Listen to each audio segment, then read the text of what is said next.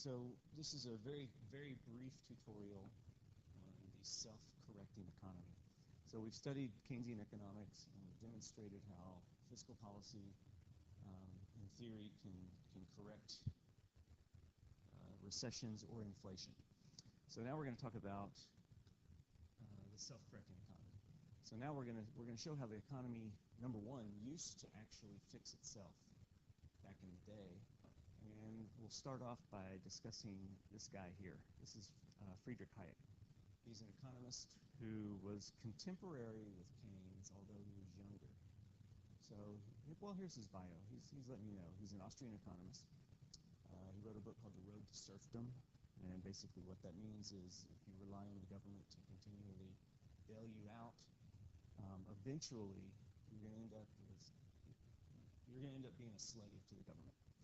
And so that's why he called it that. Anyway, he lived through the Keynesian Revolution, and he believed that Keynesian policies were unnecessary, but even more than that, that they were destructive to the economy. So the point here is that the economy is vibrant, it's organic, okay? It does things on its own, and his belief, and many economists really, belief is that no single entity, the government, for example, or sometimes we call them central planners, okay, they don't know enough about the entire economy to fix the economy. So he believed that the best prescription when times are bad is to just do nothing. The economy will fix itself. All right, let's move on. So, and by the way, he's sort of like on the side of the classical economists. So that's what we're going to look at here. All right, we're going to demonstrate what happens to the economy when it moves to a recession. So I'm giving you a scenario here. It says what happens to employment, price level, and output in the short run when interest rates rise. So if interest rates go up, we've learned that higher interest rates will result in less investment. It will also yield fewer interest-sensitive purchases by consumers.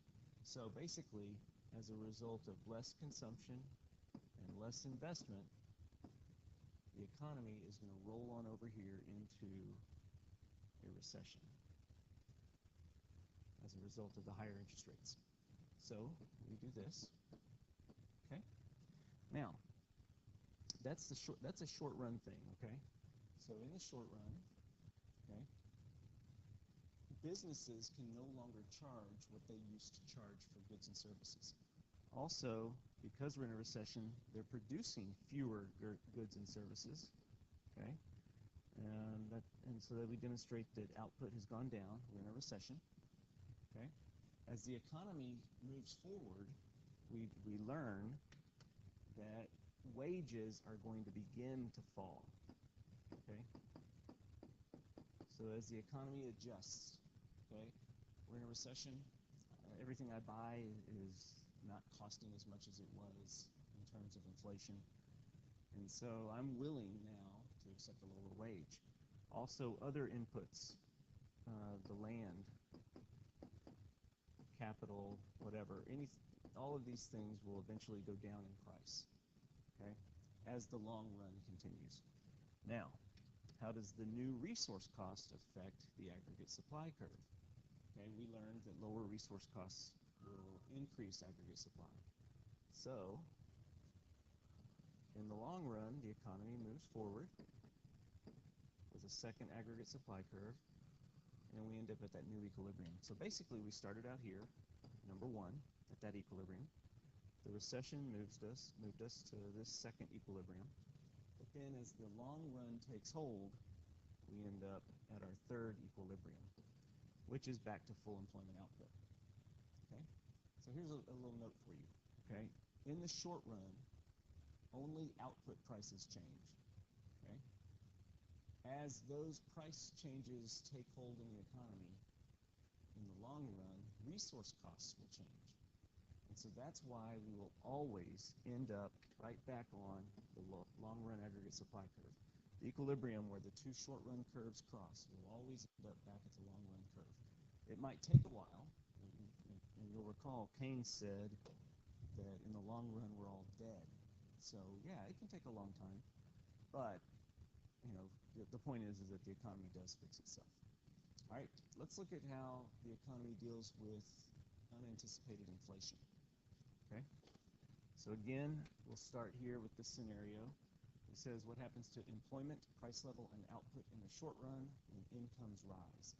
So if I have higher income, what am I going to do with that income? I'm going to go buy stuff. Okay, so the AD curve shifts to the right as a result of me and everybody else buying things. That creates this new price level over here. Okay, so now businesses in the short run can raise their prices on their output. Okay, as the labor force realizes that everything costs more when it's time to negotiate their pay for the next year, they're gonna ask for higher wages. Okay, so this is going to result in higher wages and other inputs to production. Everything's going to go up. Okay, those higher wages are going to end up shifting the aggregate supply curve back to the left.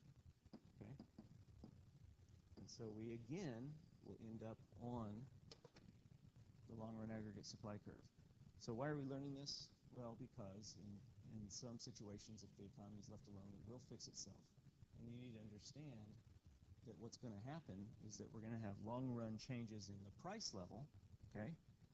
But we aren't going to have long-run changes in the employment level or the output level unless we have, more resources and more technology. Then you'll have more output, okay?